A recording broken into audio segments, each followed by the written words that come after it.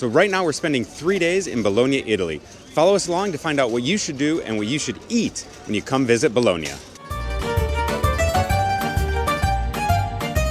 Bologna definitely isn't as popular as Rome, Venice, Florence, or even Milan. But it's packed with history as its origins date back to 1000 BC. And while history might not be everyone's cup of tea when traveling, Bologna is also known as the food capital of Italy, which should excite every traveler out there. Now, let's explore Bologna. So right now we are in Piazza Maggiore in the heart of Bologna. This square is over 800 years old and is just the center and the complete heart of the city of Bologna. And a little fun fact about it is that it was the first city square built in Italy after the fall of the Roman Empire. Now there are a few more things to point out here, so I'm not going to ruin them right now, but we're going to have to go see them.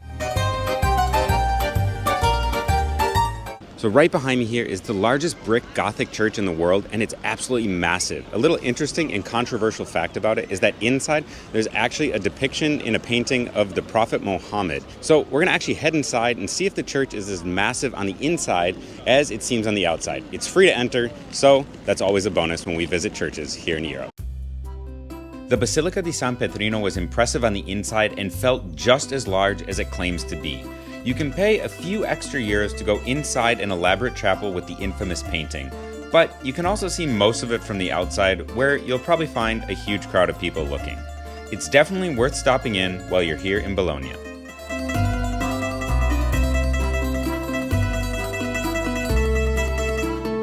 Right behind me here is the Neptune fountain, and it's probably the most famous fountain in the city of Bologna. Now, one really interesting fact about it is that his trident is actually used as the symbol of Maserati. It comes straight from this fountain. So it's pretty cool to see, and if you're in the Piazza Maggiore, you're definitely gonna walk past and see it. One interesting note is that if you actually stand from behind the fountain, a little bit off to the side, you're gonna get a unique view of Neptune himself and see that his thumb might look like something other than what it actually is. One of the most unique things about the city of Bologna is its porticos, and these are these covered walkways that go almost everywhere throughout the city. Now, we're here in February and it's a bit cold, so I guess they don't really help us from the cold. However, in summer, I bet they're great because it probably gets pretty hot here and it keeps things shaded. Now, in the center of Bologna, there are over 40 kilometers of porticos. So when we're saying there are a lot, they are literally everywhere. In the entire city, there's over 62 kilometers, but you can go almost anywhere and get these beautiful views of the porticos. And one of the best things that we like about the city is just walking around and discovering all the different ones because there are so many variations of them throughout the center. So of course, because we're in Italy, we just had to pop in and get a cappuccino,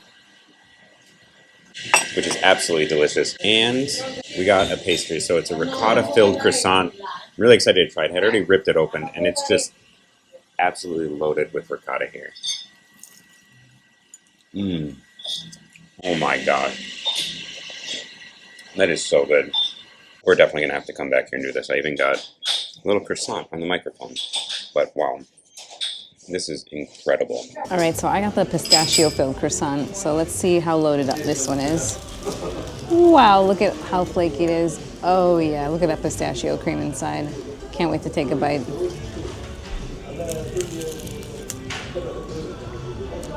Oh yeah, I know there's flakes all over. That is delicious. The pistachio cream is like really thick, almost like a peanut buttery consistency. It is so good. I'm gonna have to try all the croissant types here. Now, one fun fact about Bologna is that it actually has 3 nicknames. La Grassa, the fat, because of all the delicious food here. La Rosa, or the red, because of the red hue of all the buildings here. And the last one, La Dotta, and that's because it's home to the world's oldest university. The Due Torri here, or the Two Towers, are some of the most famous landmarks in the city. There actually used to be over 100 towers here in Bologna. However, a lot of them have fallen or been taken down because they were going to fall over time. And as you can see, that is maybe what's happening to one of them here. These 2 towers go back to the 12th century and were built by rich families here in the area. Now, there is a little bit of mystery surrounding why there were so many towers built here, including these 2. One of it was probably just to show off their wealth, and the other one that a lot of people assume is for defense of the city. It would just be incredible to see Bologna with about 100 of these towers all around. You can still spot a few of them around the city, but these two are definitely the most well known. Asinelli is the taller of the two towers and stands a staggering 97.2 meters or 319 feet tall. You actually used to be able to climb all the way to the top, but unfortunately we weren't able to as it closed in late 2023. Whereas the smaller tower, Garisenda, has a height of 48 meters or 157 feet. Now, it was originally about 60 meters or 200 feet high, but it had to be lowered in the 14th century because it was starting to lean and become dangerous. In 2023, a barrier was actually built around it to contain any debris in the event of a collapse of the tower.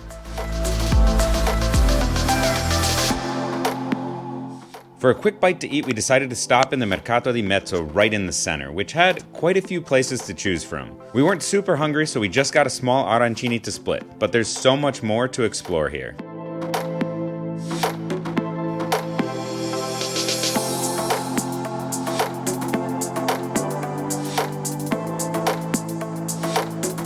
So while not as popular as Venice, Italy, Bologna actually has an area along Via Piella that's known as Little Venice. And that's because in the 12th century, they'd actually constructed a bunch of canals that went right between buildings. So we're gonna head to perhaps the most famous spot along that Little Venice area and see what it's like, as well as see if it's more of an Instagram-y type trap, because you see this all over social media. So let's see if it's worth stopping to when you're here in Bologna. Let's check out this little window. Oh, this is cute. I can see, I love all the shutters with the different colors. I think it would definitely be a bit prettier with the water flowing through, but yeah, it's cool. So I'm a little disappointed that there was no water flowing through. I think it would have been more picturesque. It's not necessarily something that I would say you have to go out of your way for, but if you're around this area, definitely check it out because it's free. I do wonder if there is a certain time of year that there is always water flowing. It was raining pretty much every day until we got here. So I'm wondering if it just drains really quickly or if, there's a certain time of year that there's more of a heavy flow, I guess. So to get a little bit of a pick-me-up, we decided to stop at Cafe Terzi and get a espresso. It's afternoon now, so I heard you're just supposed to have espresso, no espresso with milk like a cappuccino. You can see how it is. This place was packed earlier today when we saw it. There was a line out the door, and this time it was empty. Might just be the time we're coming, but I'm excited to see how it tastes. Ooh, that is rich, it's smooth, it's full flavored. I don't really know how to describe coffee because normally I just drink it and don't even try to describe it, but this is really delicious. I could see how this would just go down super fast. After all, it's just a shot of espresso, but it's going to wake us up as we continue here in Bologna.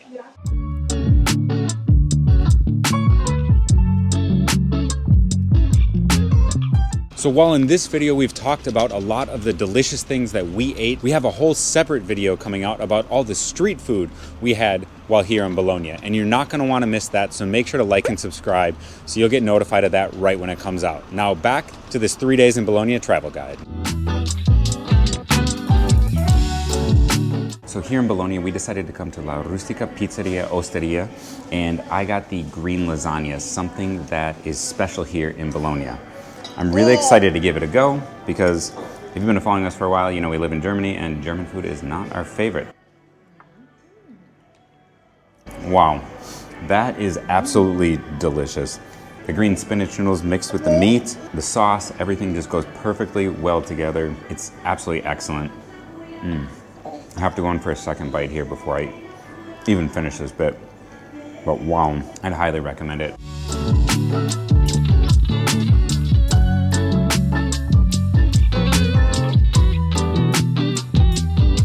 I'm so excited to see everything else we have coming up because this is amazing, and I'm sure the rest of the food in this city is going to be just as good.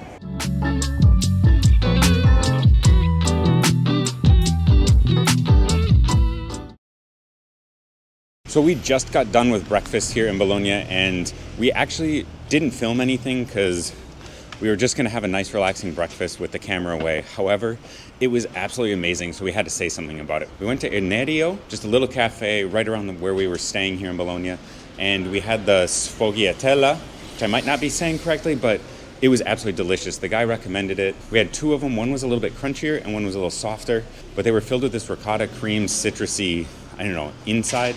And wow, they were delicious. I think we're gonna have to go back.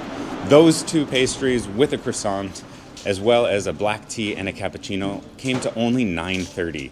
And the customer service was out of this world. So really wanted to give them a shout out because that was absolutely delicious. And even though they said it's from Sicily, I'm gonna say a must get.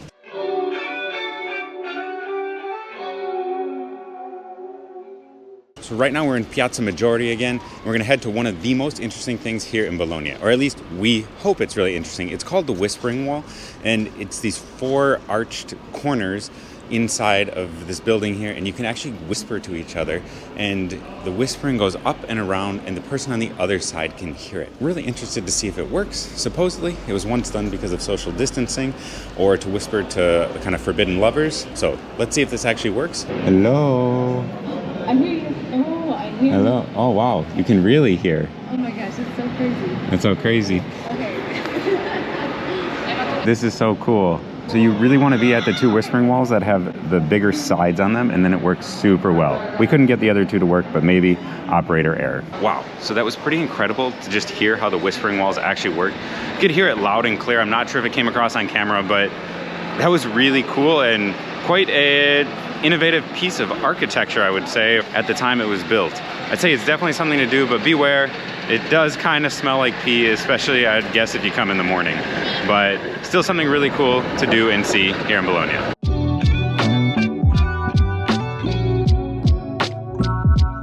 So if you've been following us for a while now here at My Travel BF, you know that we love going up to the top of buildings to see great views. And that's exactly what we're doing here at the Bologna Clock Tower. It was 10 euros for each of us to get in. And I will say that even if you come up to the area where you can buy tickets, which you have to do online, so you can either do that scanning a QR code right here or do it ahead of time. We did it at the QR code, but we'd recommend just doing it ahead of time to save some time. It was 10 euros to get in, and you can go all the way up. Now, because we are traveling with a toddler who's under 8, we can't bring him all the way up to the top deck. So we're gonna have to go all the way up and then do a little switcheroo so we each get to go see the top deck. Now, let's head up to the top.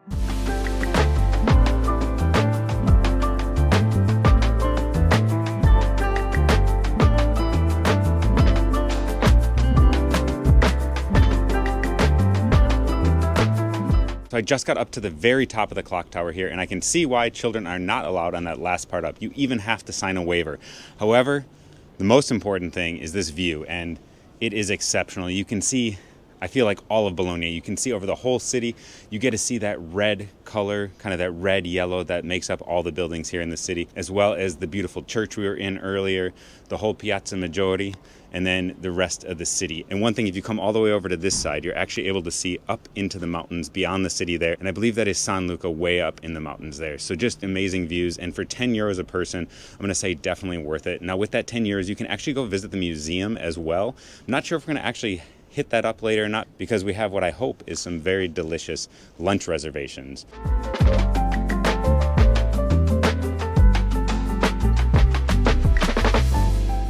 Now, one more thing I'm going to say is absolutely striking from up here are these towers. You have the 2 main towers here, as well as a few other towers off the side.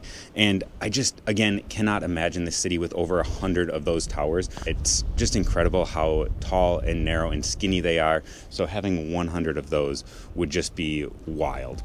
An insider tip for those not wanting to pay the 10 euros to climb up the clock tower, but get a view from above, is to come up to the area where you can scan the QR code and pay. You'll get a view of the Piazza Maggiore from above, albeit not quite as high up as if you paid to climb the clock tower, but you will save on the entrance fee. Now, let's go get some food.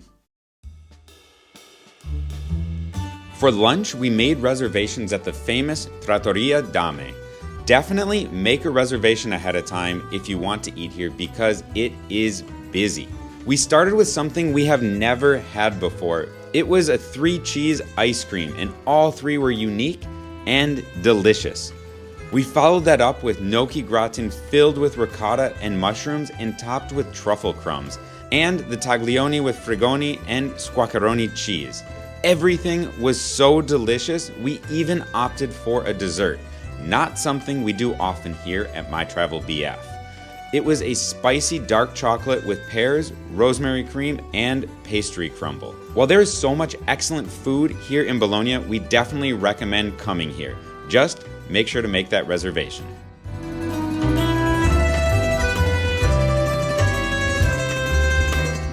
So I'm not sure if you can really see how much the tower is leaning here in this shot, but maybe you can in some of these other ones. But my question is, they build this little structure around it to protect the other buildings from falling, but it doesn't seem very big. So the people who live around here or work around here just are around this tower, just live almost in constant fear of it falling because it really looks like it could go at any minute. So if you know about that, drop that in the comments.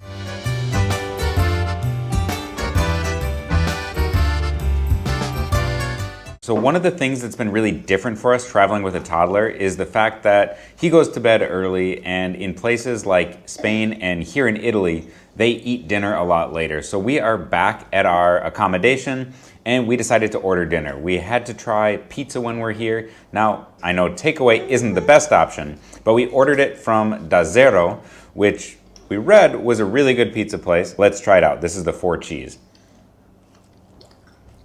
That's pretty good. I like the different mixes of cheese, but I'm gonna say it's probably not the best pizza I've ever had in my life. Probably because it's takeaway instead of being there. And I know Bologna in Italy isn't specifically known for pizza. However, we do know that pizza is something a lot of you wanna try when you come to Italy, no matter where you visit. But I'm gonna say while we're here in Italy visiting Bologna, we might have to try another pizza just to see if it's better than this takeaway one. Now, Bologna is known as the food capital of Italy, and its cuisine contains a lot of meat. So we wanted to try a vegetarian restaurant because we know many of you are looking for that when traveling. Uno is a phenomenal breakfast and lunch spot that even has a vegan version of Bologna's famous Mortadella, a pork cold cut. It was exquisite and the perfect light breakfast to start our day. So we're just walking behind the Basilica here, and they have these amazing paintings on the top of the Porticos. This is probably the coolest portico I've seen here in the center of Bologna, and we're still on the lookout for all of them because we love just all the differences. So next up, we're gonna head into the Santo Stefano complex right behind me here. And this is actually a complex of 7 different churches here in Bologna that have kind of all been mashed together and built over the top of each other over time. The oldest dates back to the 5th century, so let's head inside and see what it's like. Plus, it's something free to do here in Bologna, so why not check it out when you're here? Honestly, we almost skipped this, but we're really glad we didn't because the unique historic architecture of each church from different time periods was unlike anything we've ever seen before, especially as they're all part of one complex. Plus, of course, it's free and not out of the way, so why not visit when you're in Bologna? As we mentioned earlier, not many of the traditional foods from Bologna are vegetarian friendly. So we found a place that did vegetarian green lasagna and eggplant parmesan in Le Moline Osteria. Both were impeccable, and we'd recommend this place for vegetarians looking to eat traditional food in Bologna, Italy.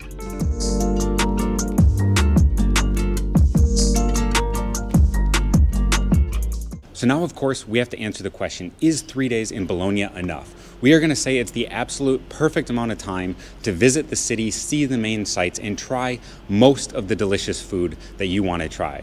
Of course, you can always spend more time here, and as we know, you could definitely spend a lot more time here and eat more delicious food. There's so much of it. Now, at My Travel BF, we are huge advocates of slow travel, so we'd always recommend spending more time in a place. And that's especially true in Bologna if you want to do a bunch of day trips. In fact, we're going to be having videos coming out of day trips we took from Bologna in just a little bit, so you're going to want to subscribe for that. But in the meantime, there's some videos on the screen right here, and I'd recommend checking those out. We'll see you over at those other videos. Bye.